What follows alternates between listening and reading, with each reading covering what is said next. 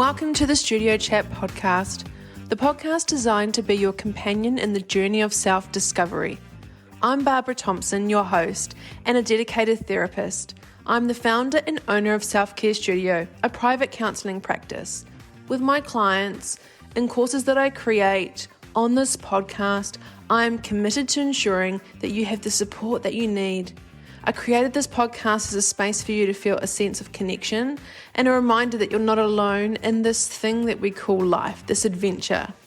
This podcast is your weekly reminder to trust yourself, live life authentically, and embrace the path that is uniquely yours. Together, we'll explore ways to break free from people-pleasing, overthinking, allowing you to claim your time and energy to live life on your terms. You'll be joined by myself as I take you through some episodes, or during the year I'll have some special self-care experts as guests on my podcast. So if you're ready to step into a life that's truly for you, join me on this journey. Let's navigate the twists and turns of life together, and more importantly, live your life for you. So thank you so much for choosing to spend some time with me today. Let the Studio Chat begin. Welcome everybody to the Studio Chat podcast. Today we're recording episode 93, and I'm really happy to say that we're in Idaho today, and I'm speaking to Hara Allison, and I'm really so grateful and really honored to have you on my podcast because I know that you, through your life, have been through a difficult time, and you mentioned to me it was almost like you were a tumbleweed going through life, and for most of your life, you didn't know kind of where you were going. And then once you did the work and the self-love stuff, everything kind of clicked into place. So first of all, we're going to be talking about your story and sharing your story. So before I do, I'd just love to welcome you to my podcast. Thanks. Thanks for having me. I really appreciate it. Yeah. And So yes, a tumbleweed is definitely what it was. it's a really good description because I think many people can really visualize that. Mm-hmm. Yeah. So Yes. I'd love you to start. Yeah, share a little bit about you. So I know that you're a designer, a photographer, a podcaster, a publisher. So the floor's all yours. Yeah. Okay. Well, I like to start with I'm the youngest of 6 kids because I think that really puts things in perspective. At least it did for me, because being the youngest, I didn't have a voice. I was really lost in the shuffle. It was very chaotic household with 6 kids, only 9 years between the oldest and the youngest, 3 fathers, and my mother was single. And so it was pretty chaotic childhood. And I was touched inappropriately at 5 and 7. And I told my mother, and it seemed as though she didn't do anything about it. And that kind of defined for me unconsciously and incorrectly my value, or what I believed my worth to be. And I lived most of my life with this thought that I didn't have any worth unless it was through my body. And so I made a lot of bad choices in terms of men and, well, and everything. I wasn't, I just was tumbleweeding through life. My mother passed away when I was 18. And so then there was never her to consult or even talk about the past and resolve those issues. And so it kind of just was, I was kind of mad at her most of my life. And then I started to do the work actually in my mid 40s. Sadly, it took so long, but at least I did it. And the very first thing I did was talk to a counselor. This is terrible. I lent this guy all of my savings, like $10,000. And I was waking up every morning mad as heck at this guy, like just because he didn't pay me back. And I finally went to this counselor and I was telling her, can you believe this? Blah, blah, blah. And she said, she was like 80 years old. She said, did you hold a gun to your head? And I was like, no, but, and really, after that, I realized there was no but, that I had to take responsibility for giving this person my money, knowing what kind of person he was, whatever motives I had was, in retrospect, to buy his love or whatever it was. And as soon as I took responsibility, that was the start of the changing of my life because I could take responsibility then for everything I've ever done. And now I know I can take responsibility for everything I ever do. And that was the biggest thing to start off. Yeah. I don't Mm, know. That was a lot. That was a long sentence. That was a long lot yeah. of sentences. No, and thank you so much for sharing that with us because this is the stuff that people don't talk about. This is the stuff that people, for whatever reason, yeah, don't want to voice what happened to them as children and what happens to us as Yeah. children. The environment we're brought up in really does shape who we are and who we become.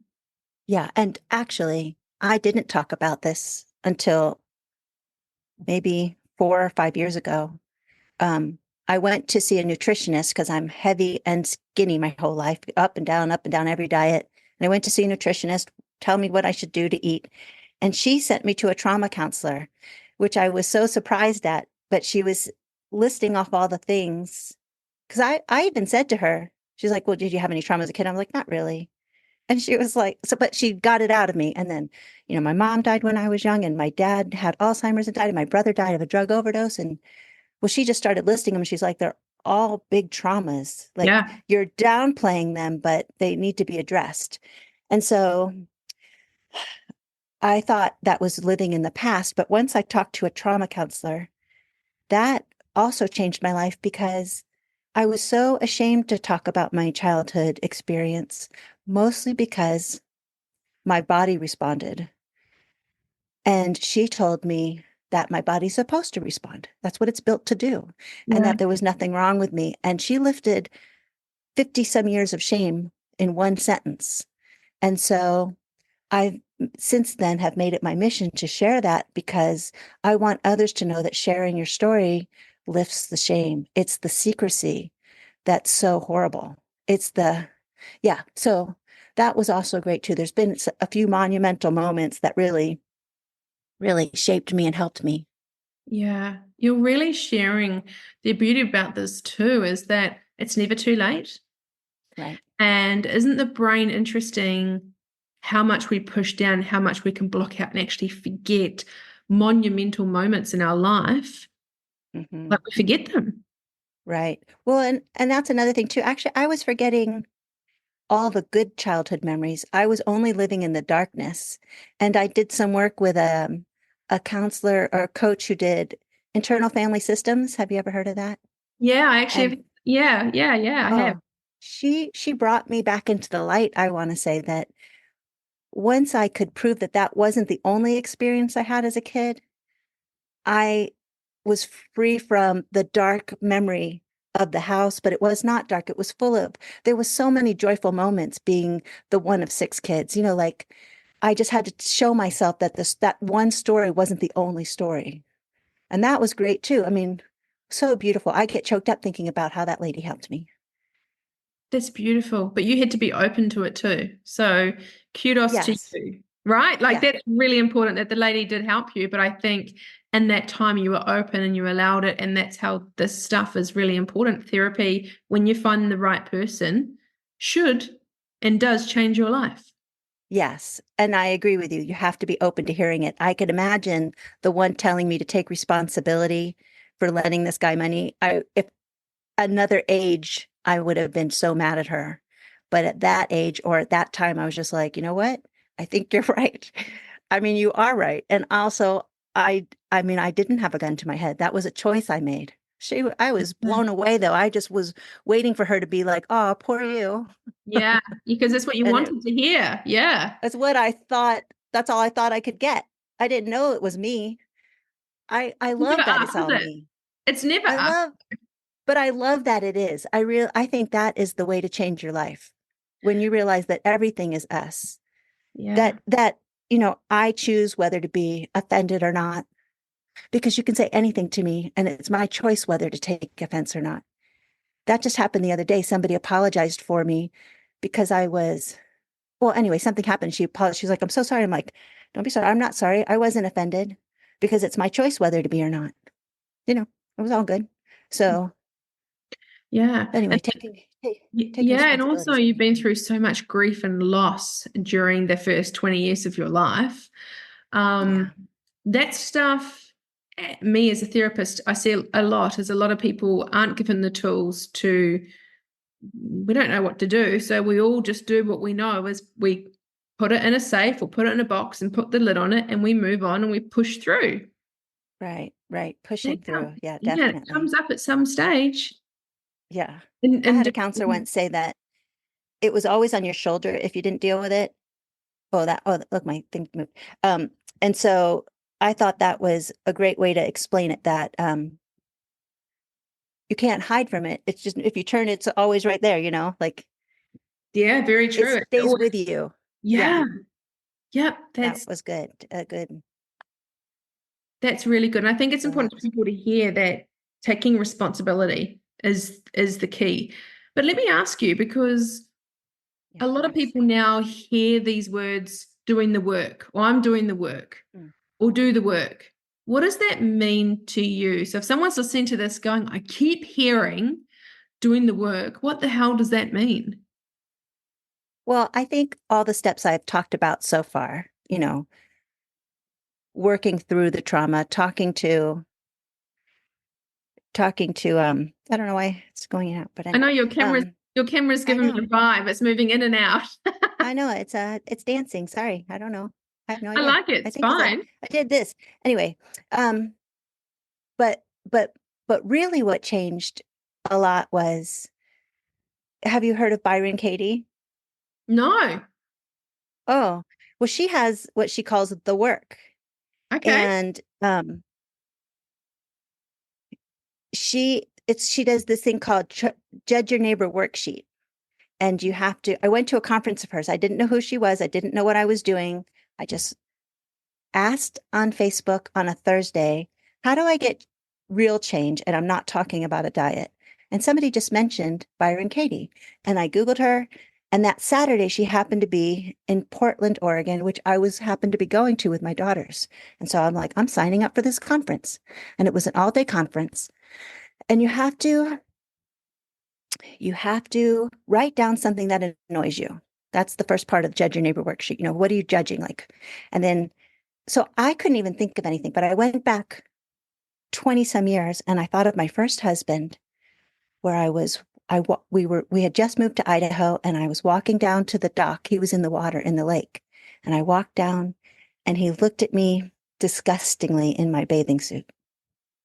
And I jumped in the water and I swam to him and he pushed me away. That's my memory. And so I filled that out. I had been to counseling over that over the years. You know, he was also proof that my body was only good if it looked a certain way. Mm. But by the end of that day, I didn't think that anymore.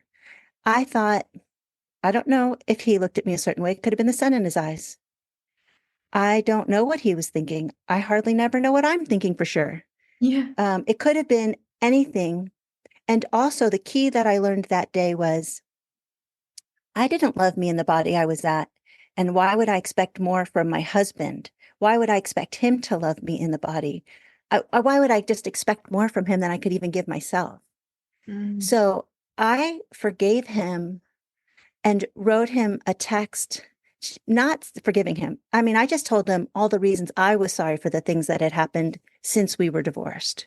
Because had 2 kids and there were some choices made that hurt him, even though I wasn't doing it maliciously, but I still apologized for it. And my daughter said that he no longer talks bad about me. And as a matter of fact, he only has good memories and only says nice things about us now.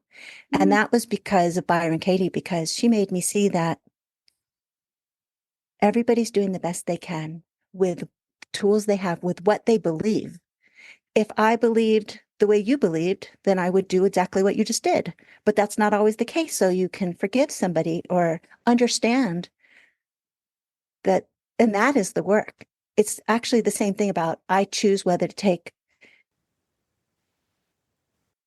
offense or not. I mean, that's everything's up to me and the way I perceive it. Anyway, she's amazing. If nobody's done it's literally called the work. Well, I'm going to put her in the show notes and I'm going to look her up because I haven't heard of Well, her. That's she fantastic. she's really the main podcast I listen to because every time somebody will get on and they'll say, this terrible thing that happened. And every single time by the end, they're always like, oh, I see from their point of view, the other person's point of view. Like somebody will say, I wish my husband didn't do this. And she'll make them understand that, well, that's some other person. That's not your husband. Your husband is going to do those things because that's what he believes he should be doing. Like if you don't want him to do that, you're not wanting your husband. You're wanting some other person. That's fascinating. Yeah, So it she's is. really good. She's really helpful. And doing the work too, it's interesting that when you look at other people, it actually says a lot about ourselves, which is It kind of really what you're is. saying too. I hate that. I hate that, but that's So true. do I.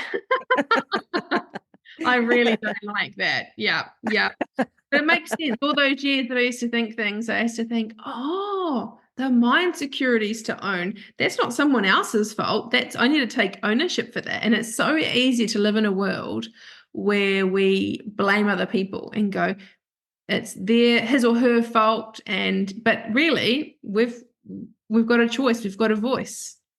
Well, that is the whole point of my podcast, Beneath Your Beautiful, is that we can go through hard things, but we don't have to stay there and we are not victims.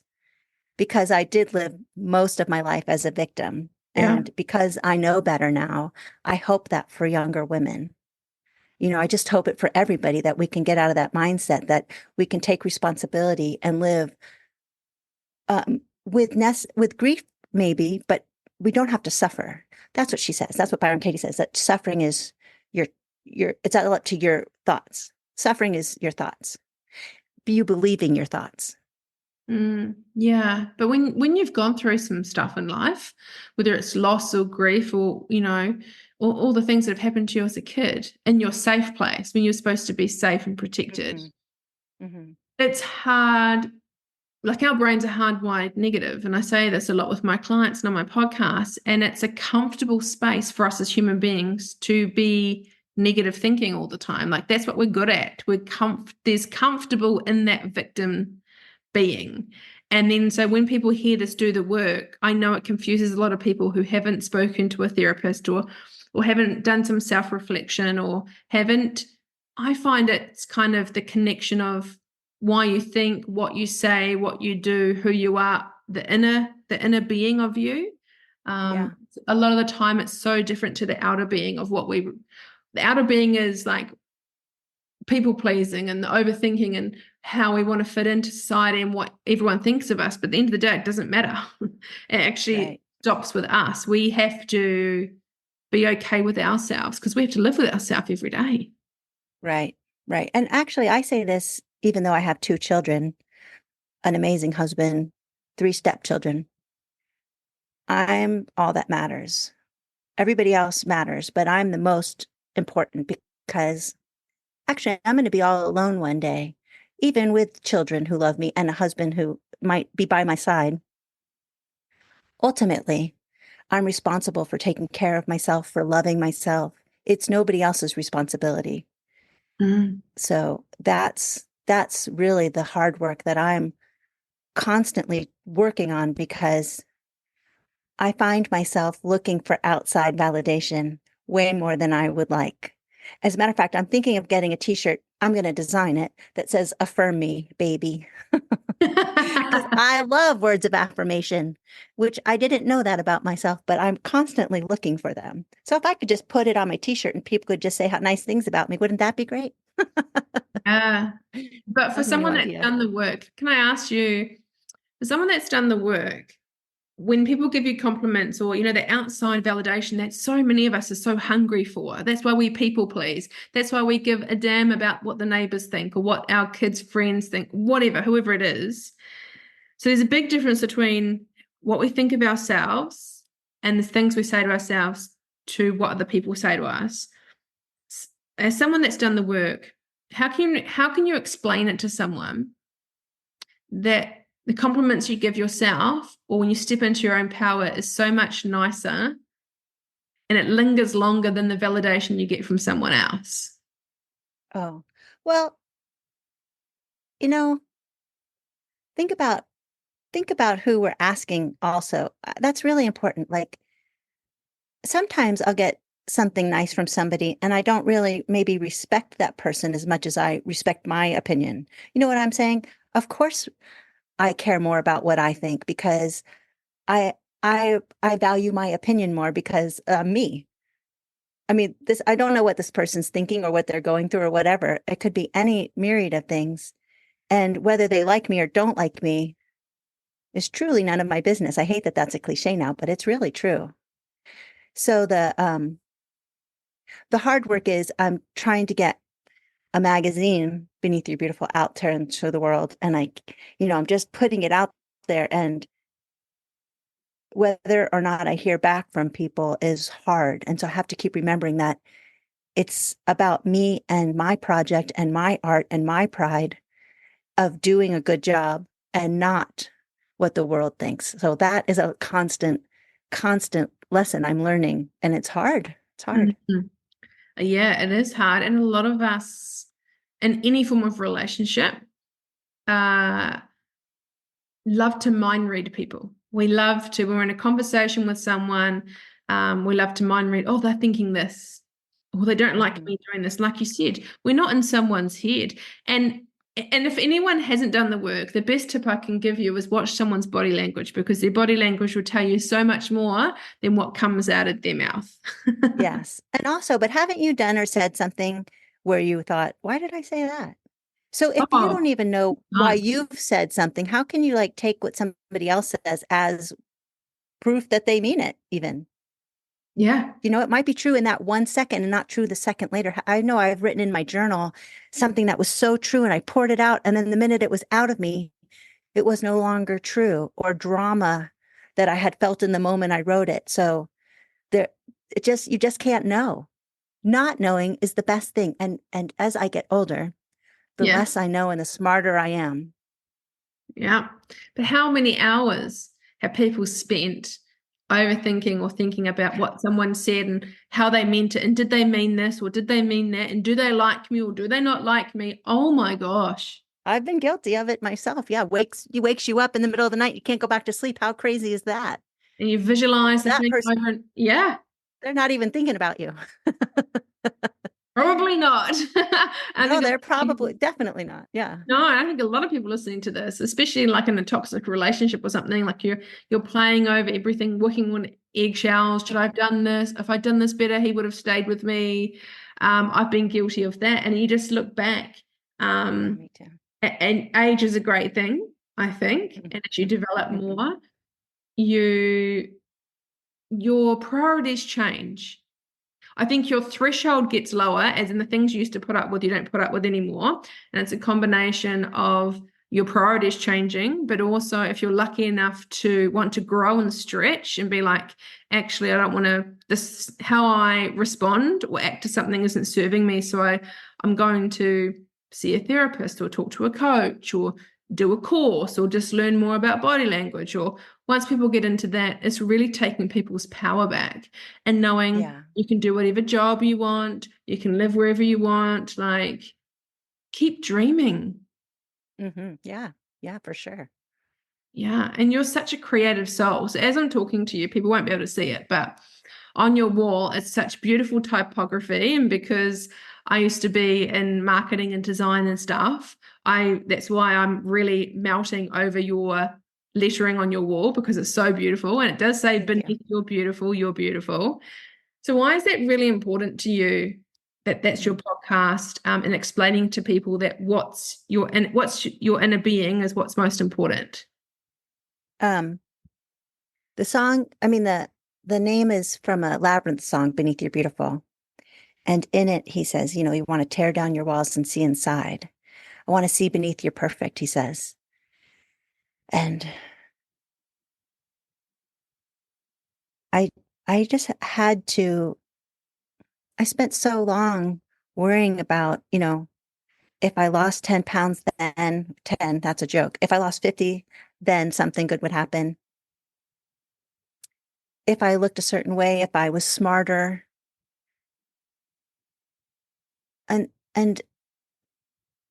this is what happened. This is what changed everything for me in terms of falling in love with myself. My daughter, who was about 18 at the time, said, I hate my body. And all I saw was my perfect, perfect little girl. Like, what could you possibly hate about your body? What could you hate about yourself? You're so amazing.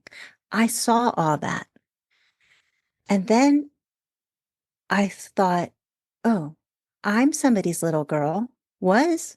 I was precious and a miracle.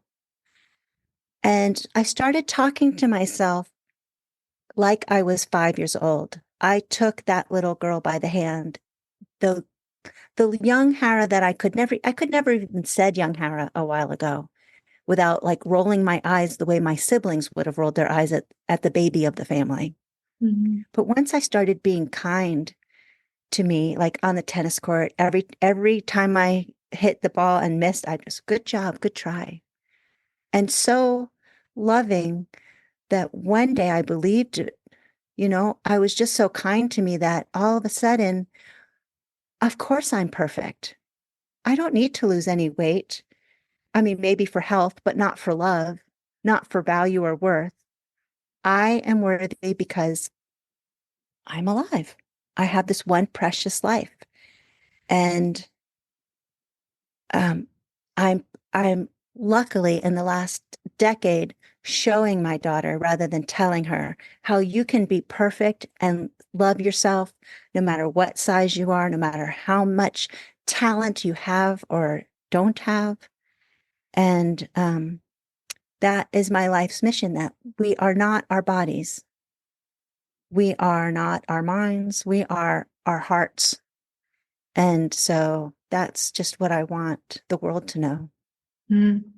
And when we talk about bodies changing and weight fluctuating, I'm been a victim of that and still going through that. And I think a lot of people listening to this will be able to resonate. And it's so Mhm. interesting because if all of us look back at our lives, I'm sure there's a photo or photos that you would look at. And I don't know if you've ever done this. I know I've been guilty of it. I look at it and go, oh my God, I wasn't even like fat then or big then or whatever the word you want to use. What was I worried about? Can you relate? I'm like a 22 right now. And I remember being a size 6, worried about my thighs. A size 6. And I was trying to hide my thighs. And I look at the picture, I'm like, there are no thighs to hide. Yeah. What a fricked up world we live in Yes. where we don't love our bodies.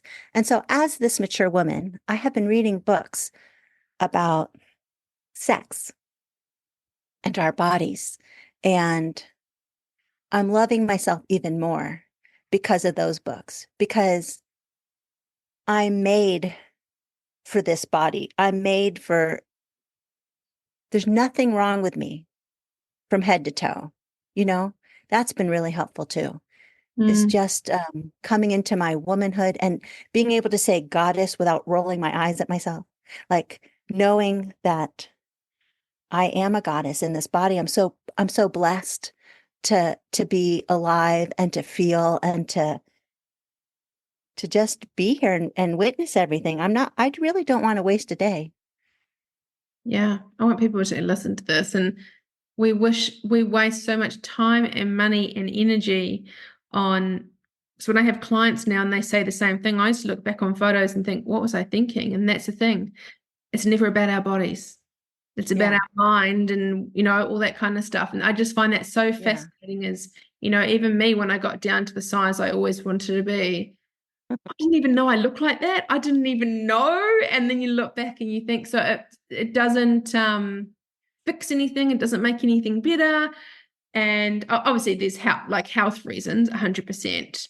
But the world is a crappy place to be a woman. And I think it's getting harder. Um, I want to share something with you too. I saw something on social media the other day and it was about Julia Roberts. And I think Mhm. most people out there know who she is. And I think most people can agree that she's a beautiful lady. Because Mhm. remember, beauty is in the eye of the beholder. So it's so healthy for all of us to think, oh, that's beautiful, that's not beautiful, that's normal, that's healthy. So I do say to my clients, imagine if we all looked the same. Like, Right. and all these young girls now, especially, all look the same. They all, I'm like, wow. They go out in a big group and there's a photo taken. I'm like, ladies, you all look the same, right? That's Uh, really true. yeah, yeah. And it's interesting because Julia Roberts has this thing on Instagram. And if you follow my page, you would have seen it this week. And it was a story about her saying, like, she's in her 50s too, I think. Don't She's quite. my age. She's 56. Right, I perfect. know because I'm always comparing myself to Julie Roberts. She's my age. Oh shit. Perfect. She Well, I looks love good. that because, hey, I couldn't have picked this better if I tried. So she had taken a photo when she just got up in the morning, no makeup on, and this was recent with her niece, and they're playing card game, and they took a photo. And she put it on social media, and she said, I can't, no wonder young women now have such pressure. Like we've always had it, there's nothing new, but the pressure now is really messed up because she said, here Right. I'm in my mid 50s, got no makeup on, and she looked beautiful in her Hmm. pajamas, whatever, playing cards with her niece. She looked happy, she was radiant.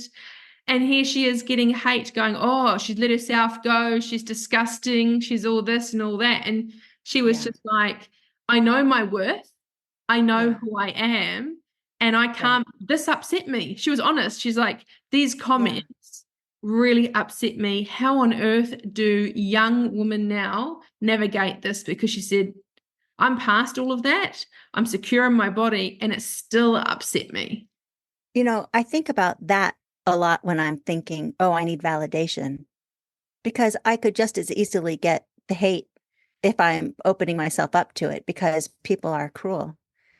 And oh, shared this the other day? Somebody shared, I think it was Jim Carrey who shared that he wishes everybody was rich and famous for a little bit because they would know that money is not the answer, that's not the answer. And I thought, oh, that is good to remember too, I because saw that. a, a little part of me wants fame. A little part of me wants to be important. A little part of me wants somebody to give me accolades for the work I do. And then I just remember it has to be me. It has to be the pride I feel, and it can't come from anybody but within. But it's a little bit of a circle inside my head about, oh yeah, yeah, yeah. It's about me, not about what anybody else thinks. Because they Mm, could just as easily, like Julia Roberts, not see this beautiful woman, but not the 20-year-old version of what she was. mm. Crazy. Oh, and the thing is, it all boil. And then when I learnt this with my psychologist, I actually swore at her and said, are you actually effing kidding me? How am I only finding this out at 38 years old? I feel really ripped off. And it was to do with people pleasing. It was Mm. to do with, I wanted everyone to like, I was always a leader. So I always want people to like me. People pleasing, I always lived a life for others, not for myself. And also, I wanted validation off everyone to the point where I'd always get comments all the time about mine went the other way. People would always comment on my looks, whether it was good or bad, but that's all anyone ever had to say about me. Mhm. Whether when I was a kid at primary school, they always used to tease me. I mean, they couldn't say it now, but they'd be like, oh, are your parents Asian because you've got Asian eyes, right? So I'd Mm. get teased for that. Or I'd get teased because the kids at primary school would say, do you clean your teeth with white out? Like white stuff because my teeth were so white. Or like these are the stuff that kids, I know, weird, right? It's funny that they can cut you down on something that's good, even. Your Well, teeth are so white. Oh, that's gross. yeah, I know. Yeah, but that was back in the 80s. And Yeah, so, yeah. you get teased. And when I learned this, what I'm about to share with everyone when I was 38, I was like, oh, that makes real sense. So my psychologist said, do you know why you're hungry for validation and hungry for everyone to like you and all this stuff? And I was like, well, I'm here. No. And she's like, well, you think about it. We're tribal beings. So we're used our primal being, our brain hasn't changed, hasn't had a software update, hasn't changed for many of years. And here we are in today's world. We are built to live in tribes and to live in a big community, right? Because we feel safe and secure. Now, if we decided to go and do our own thing, which we know maybe we were sick of, maybe I was a rebel and I didn't want to be with the tribe and I went to leave, the tribal leader probably would do a couple of things, would be like, would kill me instantly because you're going to bring attention to the tribe and you're not following the direction like all of us. So sorry, your Hmm. day's over. Or I would actually break away from the tribe, go for a big walk, and I would actually die of starvation or thirst because I didn't have the hunter with me or whatever. So our brain, our primal brain, is when we don't get validation of everyone we meet, or when people don't like us, or we don't do things to keep everyone happy, our internal being, and this is no joke, is I'm going to die. Right. And that makes sense because Yeah. our brain, you can't charge it overnight. You can't do an Apple update on it. Our brain is very primal. And so when you think about back then, it's for survival. We're made to be in a community. And if we don't fit into the community, we're isolated or, oh, you're not part of us, go away. And in those times, unfortunately, would be end of life. So now when people don't like us or we don't fit into a group, or we don't follow the cultural norm, our brain subconsciously, the primal thing is like, ding, ding, ding, you're going to die. And I know that I don't want to sound dramatic, but I'm trying to boil it down to people to understand that that's a real fear. Yeah. Yeah. And that was a real light bulb moment for me. Yeah. Yeah. I totally get that. Yeah. Yeah. So sharing your story, it was something that you want other people not to be afraid to. Why do you think people are afraid of sharing their story? Oh, well, I don't think vulnerability comes easy to everybody. I just recently shared out loud on Facebook, and on purpose I did it, that I had almost lost my house to foreclosure and filed bankruptcy twice in my life. And I did it because I was so ashamed of that. I didn't want anybody to know. And so I shared it to get it out of me. And then now I can say it easily. It's so weird how saying something that holds weight, lightens the weight, makes it easier to carry. Now it's just a thing. Now it's just, that's a truth that happened and it doesn't define me. Mm. It never What happened? did, but I Yeah. was letting it. Yeah, what happened when you shared it? Oh, so many people were like, thank you so much for sharing it. This is all my story. I couldn't believe the positive response, only positive, so many comments, because people really appreciate vulnerability. So, It's a hard place to be. It's almost like the same as doing the work. I think like being yeah, vulnerable is almost the same as owning up to things and going, a lot of people sit on things for a long time and there's no right or wrong. But a lot of people know, okay, this isn't really serving me, but I'm just going to sit with it, hoping that a miracle will happen and my yeah, yeah, relationship will just get better, or my addiction will just go away, or yeah. negative talk will just, I'll just keep pushing it down. So it's interesting that a lot of people would just hope, cross their fingers and hope for the best. I mean, I was that person. That's the reason I feel so strongly that you don't have to be that person, because I did the best I could, but made some poor choices. And if I had just been if I had started doing the work earlier, um, I would have just suffered less. That's all. Yeah, yeah. How I hear this often, so I'd love to hear your perspective on this. A lot of people, when they start working with me, will say, oh, some of this work is because, we get right down into some juicy stuff. And they're like, oh, I Mhm, didn't realize how hard it would be. And their first mhm. resistance Oh, is yeah. like, I don't want to come back, or I feel okay now, I'm going to stop. So, if anyone's listening to this, what can help them push through that to get to the other side? I love that, because I have had so many coaches where I'm like, I hate this. I don't want to go back. I don't want to go down this call this week. And every single time I have found something that I needed to find, I've learned something about myself. I was so appreciative that I went past the hard part of actually just getting on the frickin' call and not making an excuse. So important that you say that, because really, it's just showing up and being willing. And also, oh, this is what is so fascinating. I couldn't imagine, I actually wrote this on Facebook that I just reread in my memories. I couldn't imagine going to trauma counselor, talking about the thing. I didn't even say it on Facebook at that time. The thing that I've been too ashamed to talk about. How's that going to help me? How's that possibly going to work? And it changed my life talking about it.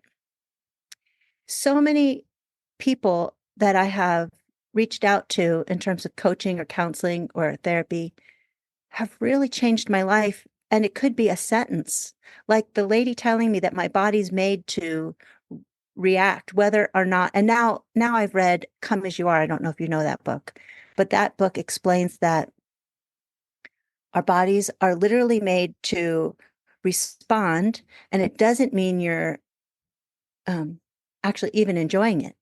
Your body can respond without your brain agreeing. Mm. And how freeing is that, to know that I was just human and not this awful little kid? Because that's what I believed for so long. Mm. Like, because I wasn't enjoying, I was scared and but I didn't understand. Well, I must have been liking it. That's what I was believing. Anyway, just she saved me with a sentence. Saved, if I had seen her years before, how much more rich could my life be now? But so anyway, at some point, do the work and just start talking about the things that are in the dark are the things you need to talk about. Yes, and I love, thank you for sharing that, because there is a bit of a theme going around. Um, it's hard for me to get a different perspective on this because I am a therapist now, and talking therapy is my business. It's what I do. I live and breathe it, and I have used it myself, and it's changed my life. Oh, I can't even 100%, like 500%. But a lot of people, it's a scary thing if you haven't done it before, but there is word out there that, oh, it doesn't work. And if it had worked, it would have worked by now. And I look at people that post that or do stories on that, and I'm like, you've never been to a therapist, or you haven't had the right one, because you've just validated what I already know and why I do what I do. But thank you so much from people hearing it from someone else is this stuff works. Not shit, but this stuff, Yeah. how passionate I am, this stuff works. And as a therapist, sometimes it's really hard for me to I'm not in the business where people want to give me testimonials and stuff because there's a privacy thing. Most Oh, people yeah. come to me for their privacy, and I absolutely respect that. But it's such a Yeah. hard industry to kind of go, I can't wave the flag too much because people kind of go, ugh, it's your business. But I'd love other people out there like you going, this is my experience with therapy, and it changed Yeah. my life, and it was really cool. And Yeah. more other people say that, that is, thank you so much, because it helps me in sharing this message that you don't, it does work. Yeah. But it's called work for a reason. Is you have good days, you have bad days, but the trick is you Right. go through the process as consistency. If your appointment's every Thursday, you show up and just do it. Even the days you don't feel like doing it, because they're your breakthrough days. They're your days where you have your, oh, and every client I've seen that have had those days said, oh, when they walk out, they go, I actually really needed that today. Thank you. That was a really good session. I'm like, oh, that's not what you said in the beginning. I mean, I've literally had that experience, so I'm backing you up 100%. And I'm not in the field at all. Yeah. I don't know anything. All I know is that I have had some people who've said exactly the right thing to me at the exact right time that I needed to hear it and I could hear it. And I've also had others who I didn't jive with, and that's okay. You just keep moving on till you find somebody you do with. And That's it's just it's like any relationship. Some people you do have a good relationship, some people you don't. They just rub you wrong or whatever. It's not a good fit. It doesn't mean anything bad about the therapist, and it doesn't mean anything bad about you. Just keep going until there's a good fit. That's right. That's right. So you are a creative. I want to, I can't not have this podcast as we start wrapping up without talking about your photography work. I had a look and saw the stuff that you've got in the Chase Gallery. Yes, I'm What is, showing at the Chase Gallery this month and then at another gallery next month, which is kind of exciting because this is also it's really important that I tell you this that and I know we're wrapping up, but I was a graphic designer my whole life. But in high school, I had always a camera with me. I had a dark room. I was in. And after college, I got a degree in communications and advertising, and I wanted to go apprentice at a photo studio. And I was so intimidated by lighting that I just thought I was too stupid to learn lighting and didn't do photography for 30 more years. until I went to this conference that said, if you have a passion inside you, there's a reason. Like it's a divine purpose.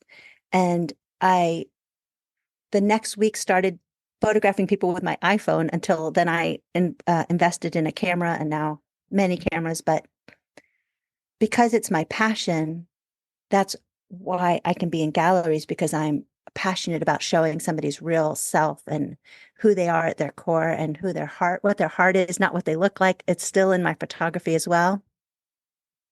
But that's really important for anybody listening, that I started photography. I'm more well known as a photographer, and I've been a graphic designer for 33 years, but I've only been doing it for since right before COVID, since 2019.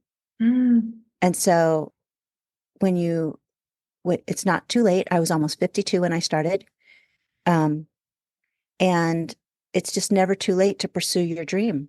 I'm very well known as a photographer, and the photography, because I was having so many intimate, beautiful conversations, led to the podcast, which led to the magazine. And so my whole life is different than it was 5 years ago, because I listened to what my heart was saying. So just always listen to your heart and believe that you know what's best for you. Like you have to get there, that there's wisdom inside of us, even if we have been stuffing it down for a long time.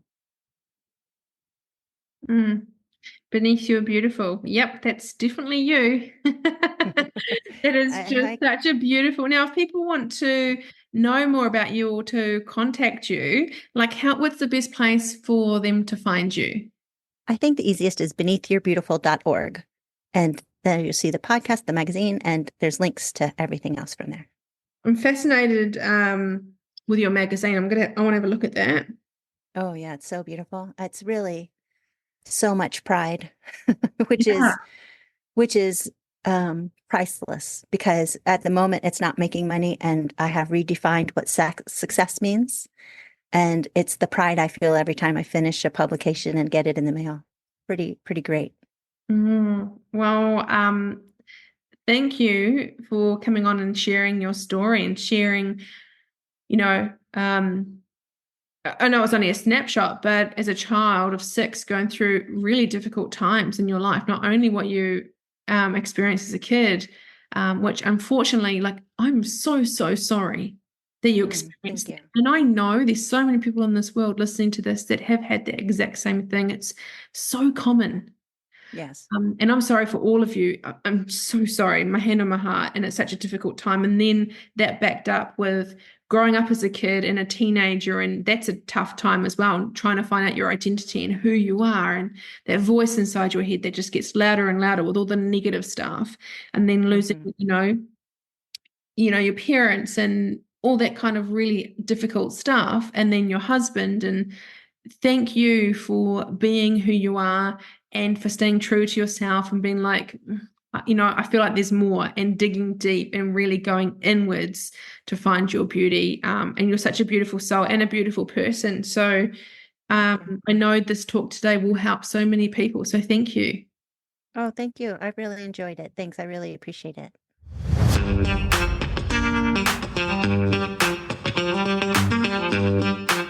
Thank you so much for tuning into today's episode. I hope this conversation has added value to your self-care journey and inspired positive changes in your life. If you enjoyed this episode, consider sharing it with a friend who might benefit from this episode. Don't forget to subscribe on Spotify or on your favorite podcast platform to stay up to date on future episodes. Your support means the world to me. I genuinely love hearing from you, so please take a moment to leave a review. Let me know which part of today's episode resonated with you the most. Your feedback guides the direction of this podcast, and I really appreciate each and every single one of you for being a part of this community. To fall in love with yourself is the first secret to happiness. To find out a bit more about the Studio Chat podcast, head over to my Instagram page, Studio Chat Podcast, or if you want to find out a bit more about my counselling private practice, head over to Instagram on self_care_studio. Or head over to my website, selfcarebybarbarathomson.com.au. I'm really looking forward to seeing you on the next episode. Until next time, take care of yourselves and keep embracing the journey of self-discovery.